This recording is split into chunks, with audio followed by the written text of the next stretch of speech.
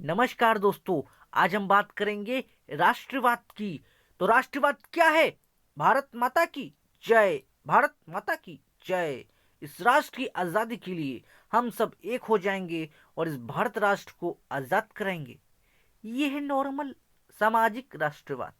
समाज एक हो गया है और हम इसको आज़ादी दिलाएंगे। भारत एक हो गया है। समाज एक कई आधार पे हो सकता है। भाषा के आधार पे, धर्म के आधार पे, नस्ल के आधार पे, या फिर एक भौगोलिक क्षेत्र के आधार पे। और भारत में तो आध्यात्मिक राष्ट्रवाद रहा है। आध्यात्मिक समझ रहे हैं?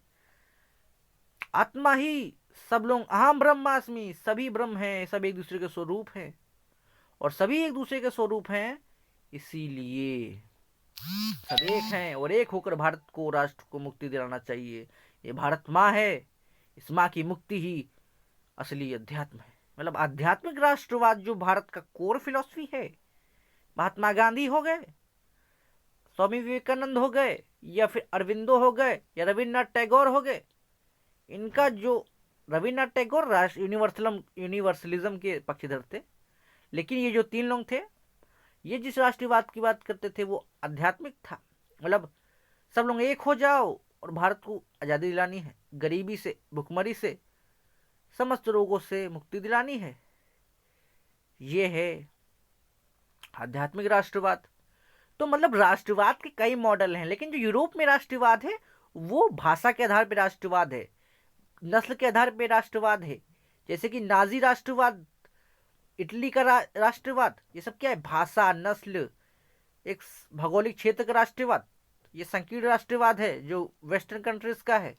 क्यों? क्योंकि जैसे यहूदियों को भगाया गया, उनको मारा गया, नरसंहार किया हिटलर ने राष्ट्रवाद के नाम पे, नाजियों को एक किया राष्ट्रवाद के नाम पे।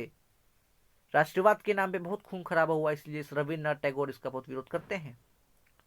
नेशनलिज्म का जो कंसेप्ट है वो मान के चलिए मॉडर्न टाइम की देन है।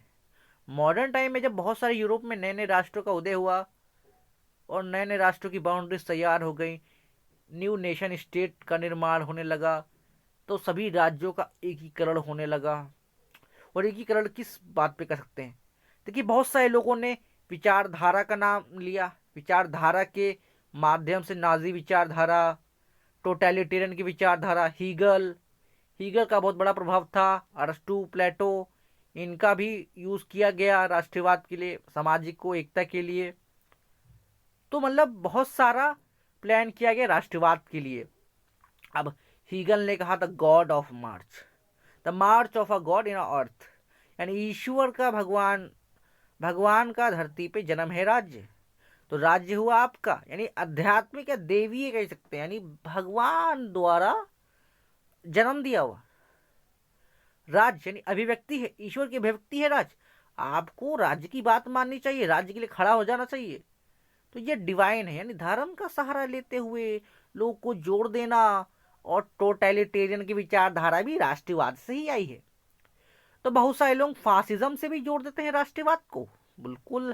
तो यूरोप का संकीर्ण राष्ट्रवाद है, इसलिए यूरोप का ज्यादा विरोध होता है। लेकिन भारत का राष्ट्रवाद थोड़ा डिफरेंस है, क्योंकि भारत का जो राष्ट्रवाद है वो अंग्रेजों के खिलाफ हुआ, अंग्रेजों के शोषण, अन्याय, उपनिवेशवाद के खिलाफ हुआ। तो वो राष्ट्रवाद अलग है, क्योंकि वो भावना, भारत के बहुत सारे क्रांतिकारियों ने उस आज़ादी के लिए संघर्ष किया।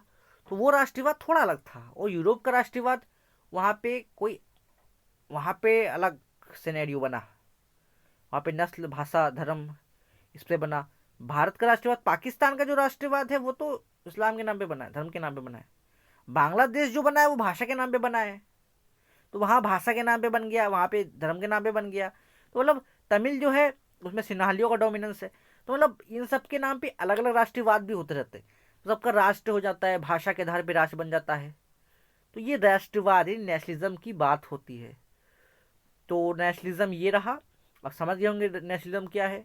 वी की भावना, कम्युनिटी की भावना, हम एक हैं, हम एक हैं, हमारी आत्मा एक है, समस्त जीव एक हैं। ये तो आध्यात्मिक बात हो गई। सब एक हैं, हमें सबसे प्रेम करना चाहिए, ये प्रेम यानी आध्यात्मिक प्रेम की बात हो गई।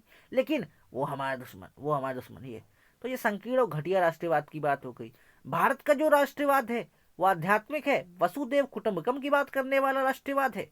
लेकिन ये लोग जो हैं यूरोप के संकीर्ण हैं, बस अपने क्षेत्र को ले लेंगे बस, तो उसे का शोषण कर लो, जैसे हिटलर, बेनिटो मुसोलिनी और स्टालिन ने भी अपने क्षेत्र में बहुत लोगों को मरवाया। लेकिन वो विचारधारा का था, वो राष्ट्रवाद नहीं था स्टालिन का, लेकिन उसको हम रशियन राष्ट्रवाद भी कह सकते हैं।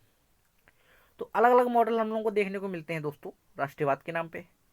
तो ये वीडियो थी राष्ट्रवाद के ऊपर। अगर बेसिक सेंस अच्छी हो गई हो तो आगे मैं और डीप पे बनाऊंगा इसके बारे में दोस्तों। ठीक है दोस्तों, थैंक यू। जय हिंद, वंदे मातरम, भारत माता की जय।